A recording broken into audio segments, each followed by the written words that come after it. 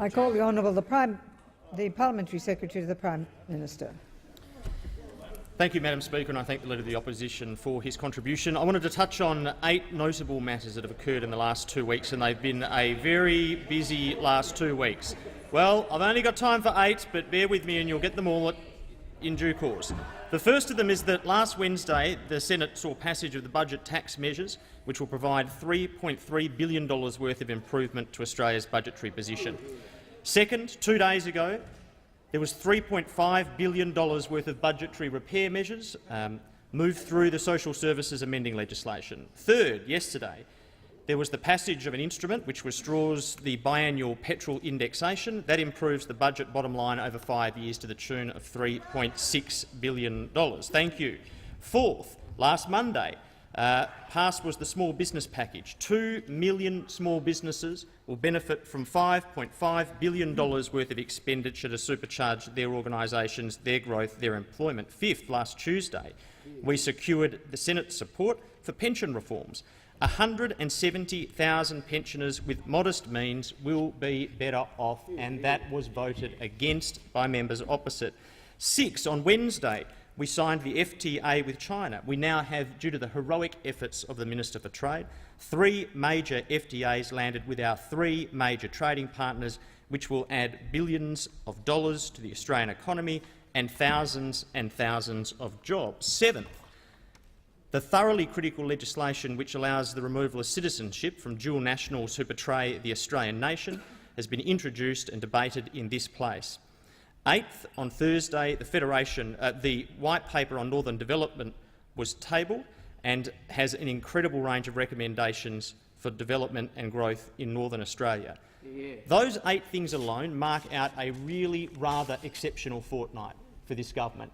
And the reality is the reason why members opposite are so desperate to talk about press conferences is because, without question, and in my independent and fair-minded observation, this has been the strongest 2 weeks for this government since we were elected, which has happened to coincide, as sometimes in politics these things do, with, without question, the weakest 2 weeks that you have suffered as an opposition. And any independent, fair-minded observer would have to realise that that's the case. The topic of this MPI was talking about a failure to deliver on promises. I am very happy, not merely, and I'll give you a fair go, I won't merely compare the whole time that we've had in government with your previous government. I'll back our last 2 weeks against your previous 6 years. I'll back our last 2 weeks against your previous 6 years, and I'll start with something, a very scholarly contribution that was made on the killing season program, and I won't go into the contributions of members opposite. No, they speak for themselves. But there was one very scholarly contribution to that show, and that was by a former member of the UK Labor Party, Mr Alan Milburn, 1992 to 2010. So this is not a Tory, right?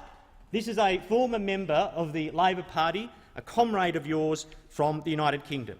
He said, and I quote, "The hard question that the Australian Labor Party has to ask itself is this: how is it possible that you win an election in November 2007 on the scale that you do, the goodwill that you have, with the permission that you are gifted by the public, and you manage to lose all that goodwill, to trash that permission, and to find yourself out of office within 6 years?" He went on to say, "I've never seen anything quite like it in any country, anywhere, any time, in any part of the world.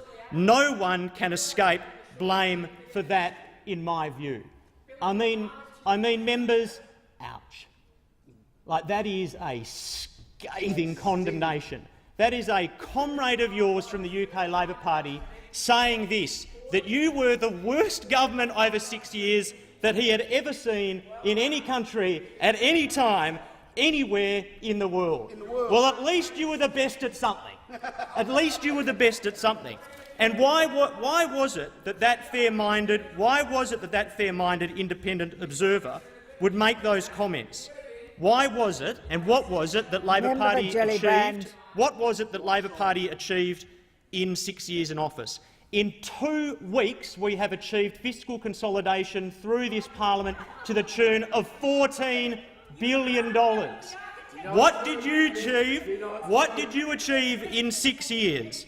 Over 6 budgets, the Labor government increased government spending in Australia by a staggering $137 billion. 50% increase in the size of government spending. A 50% increase in the size of government spending, a staggering $137 billion. Right now, the fastest-growing bill that we are experiencing as a government is the interest bill on the debt that you left, an interest bill which, when you took office, was zero and which you ramped up to $13.5 billion a year. As said by the PBO, if you just continued the trajectory of payments and revenues prior to the budget, i.e. if you continued the Labor trajectory, you would have the highest rate of debt growth in the OECD. And how is it that you go from zero to $13.5 billion worth of interest in a year on borrowings? Well, it takes some imagination, and it takes some effort, and it takes some unbelievable waste. You can send $900 cheques to deceased Australians. That'll help get you there. You can lose complete control of your border protection, which not only costs lives, but costs $6.6 billion in taxpayer money above and beyond that which was routinely budgeted for. You can have an NBN which blows out by a staggering $29 billion. You can spend $69 million advertising the carbon tax. You can even be forced into a situation where you assassinate a Prime Minister and have to pay out his staff, who also find themselves without jobs, to the tune of $1.3 million. And we are supposed to believe, and the Australian people are supposed to believe, that we can trust you and we can believe you that you will bring this country back to surplus. The big year of ideas. We've had 2 ideas so far. They're both taxes. One of them with respect to multinationals, which is already adequately covered in this budget, and the other with respect to superannuation, which, yes, is an idea, yes, is an idea about tax, and yes, is a terrible idea. 2 ideas in the year of ideas. Now, I've got a prediction for you. We've not yet reached peak oil. I don't think we're anywhere near it. In the hipster movement, I doubt that we've yet reached peak beard. But what I can tell you is halfway through this year, we have reached peak idea for the Labor Party. We have hit it. We have hit peak idea 6 months through the year. You're halfway there, and 2 ideas in a year? What a staggeringly good effort. And look, when pressed, the Leader of the Opposition, on the year of ideas, there are some absolute gems. When pressed in interviews on the year of ideas, we get this amazing level of detail. Today I say very clearly, Labor will support reform which is fair, Labor will fight reform which is unfair. Well, that is very, very helpful, isn't it? Very, very helpful. Let me give you this description. The light bulb is an idea. The saying, "let there be light," is just a motherhood statement. Right? They are 2 very different things. When pressed again in radio interviews to describe what the ideas are, the idea was described as, quote, "to have a growing economy which is fundamental to our future, we've got to make sure we don't leave people behind." That is not an idea, that is a motherhood statement. Quote, "rather than pension increases, we should encourage Australians to save for themselves for the future." These are big ideas. And yet we're encouraging Australians to save for themselves for the future by taxing the hell out of their superannuation. Not only is it not an idea, it's an inconsistent motherhood statement prior to coming out with the only idea for the year. So when we look at all of this, we are meant to believe that members opposite are going to get us with a plan back to surplus. And one of the very sensible contributions that members opposite have made was that of the Shadow Treasurer in outlining Labor's fiscal policy approach to the National Press Club last year. He said this, he said, "let me be clear, there are medium and long-term challenges in our budget, they are real." OK, thank you.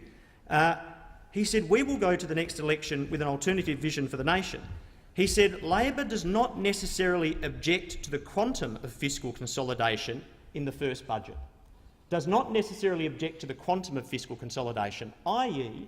they also consider that you have to make similar savings to those which we propose. But the thing is, their savings are a secret. Even in the year of ideas, we're The not there honourable yet. member's time has expired.